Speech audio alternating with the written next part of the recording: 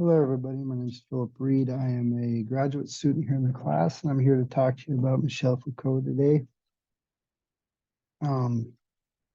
So bear with me. It is extremely past my bedtime, and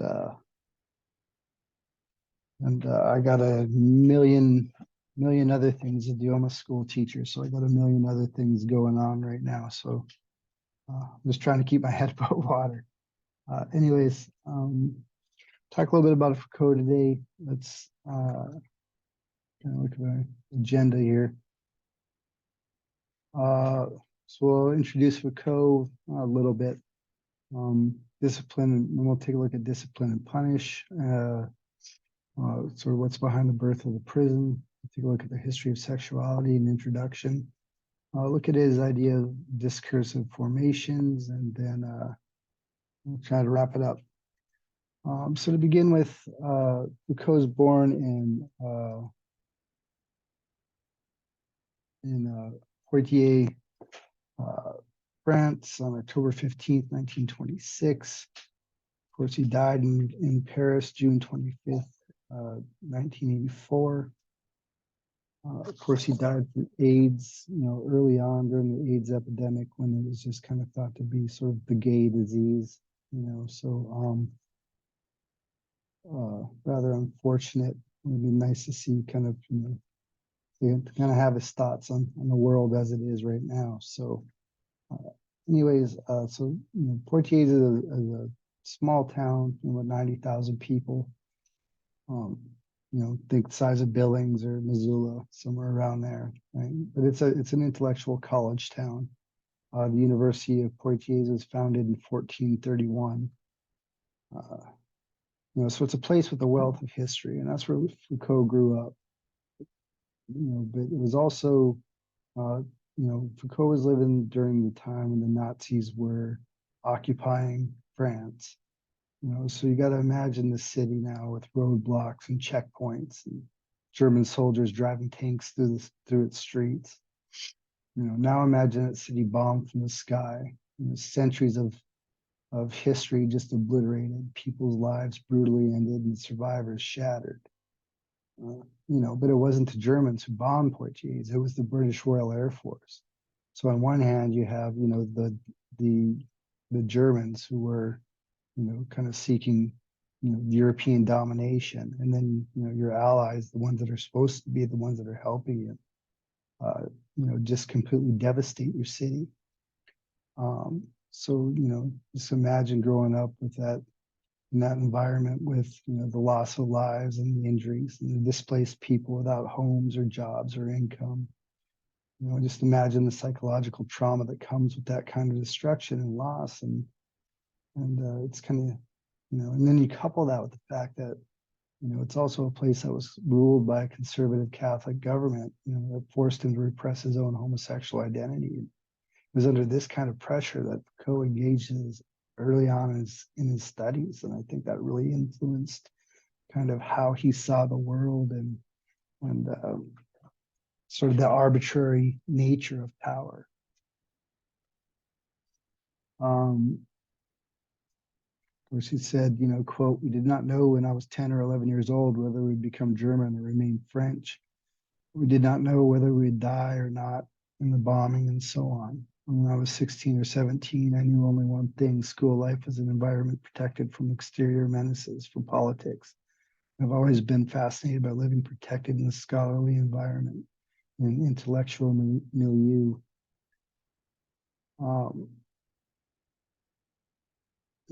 So Foucault goes ahead and he takes on a few different teaching jobs around Europe, and has some adventures along the way, of course. But he ends up, as a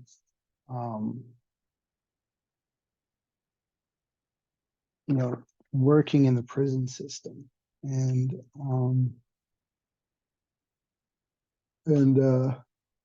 because Foucault's early work is, quote, characterized by deep antipathy for bourgeois society and culture, and sympathy for marginalized groups, unquote, it was natural that he stepped away from the world of theoretical discourse and into the world of action through activism. He was one of the founders of the Groupe d'Information sur les Prisons. Probably butchered that. I don't speak French. GIP. This group worked to reform the French prison system by aiding the prisoners and bringing about changes in prison conditions. He also was involved in efforts to end the war in Vietnam, oppose racism in France, and improve conditions for immigrants. So, when Foucault returned to writing in 1975, he published Discipline and Punish, The Birth of the Prison. And this addresses Western society's evolution of the penal system. I read the first couple chapters of that, and I'll tell you, it's just, his descriptions of the public executions that used to occur, and just talking about the sort of the ritualistic nature of how those things played out in order for the, kind of the monarch to be able to display power. It was brutal. It was just really, really powerful. Anyways, beyond simply looking at the prison system, he also looks at other disciplinary systems that exist beneath the surface of middle-class society and that controls individuals' behavior with their knowledge. That's from the textbook. One of the things he also talks about in that book is just, sort of the whole way that, people kind of, go into and get made into soldiers, which I find is interesting because I'm a veteran myself, and I can just kind of see myself marching in formation as he's describing all of these things that go into kind of reshaping somebody into a soldier. And then immediately the year after that, he publishes A History of Sexuality, an introduction. So, as a gay man living in an era when homosexuality was still considered a criminal act in some places, Foucault was intimately concerned about how powerful institutions use their power and knowledge to control people's sexual impulses and desires. In his book, The History of Sexuality, an introduction, Foucault argues that sexual attitudes start to shift, and as rational discourse arose out of the changes that occurred during the Enlightenment, sexuality as an object of knowledge shifted from the clergy to the doctors and eventually to the realm of psychiatrists.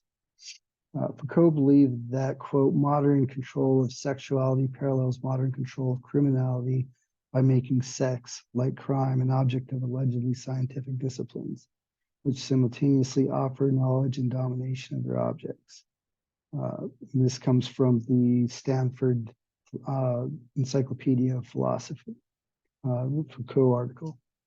So this means that once sex became an object of study for scholars, they were able to establish parameters for what constituted normal sexual behavior. And by creating these parameters, they not only exercise power over the definitions of these parameters and kind of being able to say what is normal. Those who were kind of the subjects of this analysis and who were going to, as people are learning these sort of ideas of the experts about what constitutes sort of normality in the realm of sex, people internalize the expert view and adapted their behavior accordingly. So,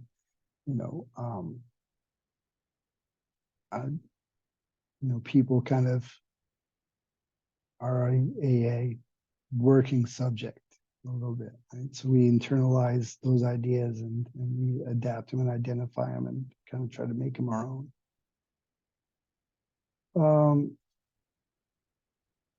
Of course, three themes that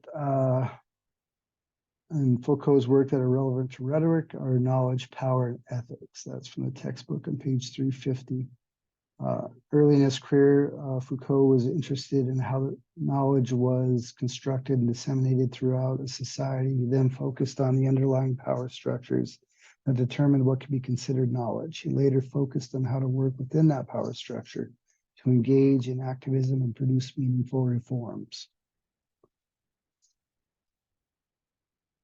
And then we'll get a chance, of course, next week to talk a little bit more about the power side of things, which I'm really interested in right now in my I teach 12th grade English in Glendive, Montana, and right now I'm teaching 1984. So, we've had some good talks about the panopticon, Jeremy Bentham's ideal prison that Foucault talks about quite a bit in his book Discipline and Punish. So we can get a chance to talk a little bit about that next week. So moving on then to sort of discursive formations and statements. First of all, a statement is, according to Foucault, the foundation of discourse or rhetoric. The text states that, quote, discourse is based on the plural of statement. The statement is a speech act embedded in and draws its meaning from the context within which it's made. For example, the statement, the sky is blue, is dependent on a context where everyone has a shared understanding of what sky refers to or what the color blue is. These assumptions follow epistemological rules, which means that they speak to what individuals believe is valid through the appeals of ethos, logos, and pathos, and are in turn formed by previous statements about sky or blueness. So I mean, we have these conversations, and if we agree with these statements, sort of either on an ethical level or a logical level, or through these emotional appeals, then we're sort of engaged in that communicative act.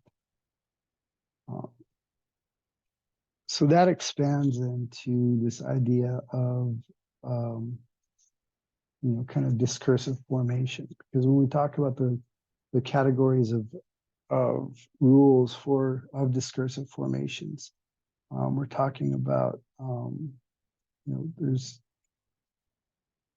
not so much a one rule. Of course, the text is kind of broken down into categories that have a bunch of different rules sort of in it. So for a discursive formation, according to the text, a particular view of truth accompanies Foucault's concept of the discursive formation, governed by rules that prescribe certain objects of discourse, particularly types of speakers, and the form that concepts assume. In particular, the text identifies three of these rules, which rules are three categories of rules which cover who is allowed to participate in the discursive formation, what they're allowed to talk about, and how it will be discussed. The first set of rules addresses what situations can be objects of knowledge and prohibitions against talking about certain things, rules that silence certain dimensions of experience simply by not recognizing them as objects of discourse. For example, the idea that college students would work through online learning modules that deal with sexual assault and define consent is a relatively recent development, due in a large part to the crimes and systemic injustice illustrated by John Krakauer that occurred at my alma mater, University of Montana. And then, of course, with the rise of the Me Too movement. So that was, kind of a pretty big moment, I guess, sort of. Not the kind of spotlight that we want to see it be in. And, that was a very, very difficult book to read. But, I'm glad to see that it's making some positive and meaningful changes.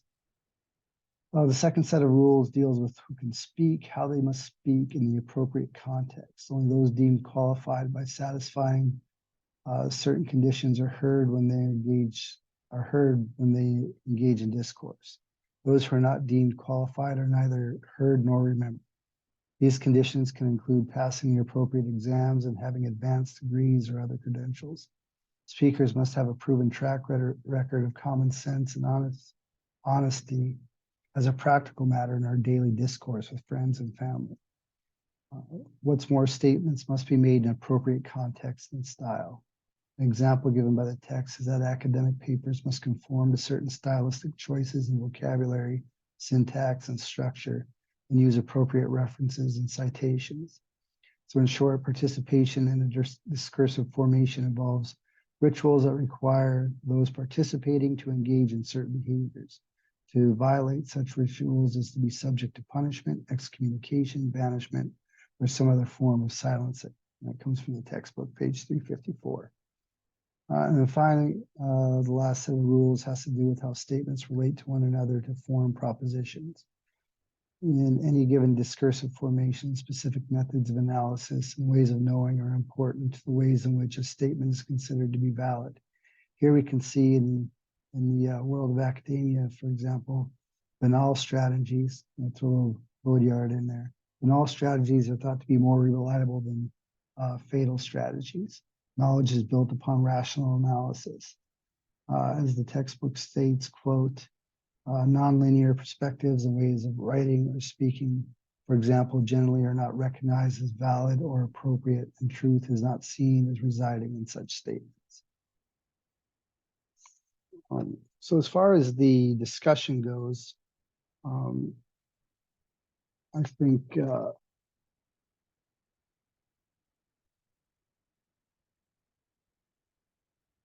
I just kind of want to expand a little bit. We talked what, so to define episteme or discursive formation, if we go back to what I was saying about how, statements are based on epistemological rules. So, like we're talking about the sky is blue, so if you're in that camp of people who know what I mean when I say sky and know what I mean when I'm talking about the color blue, then you're in the club, you're in the discursive formation. And so the shared knowledge based on a discourse composed of statements is what is defined as a discursive formation. The cultural code, characteristic, system, structure, network, ground of thought, or style of organization that governs the language, perception, values, and practices of a system, a community, or a historical period. In the field of education, for example, where I'm coming from, a discursive formation can be identified through shared teaching methods and the criteria for evaluating educational research to determine best practices.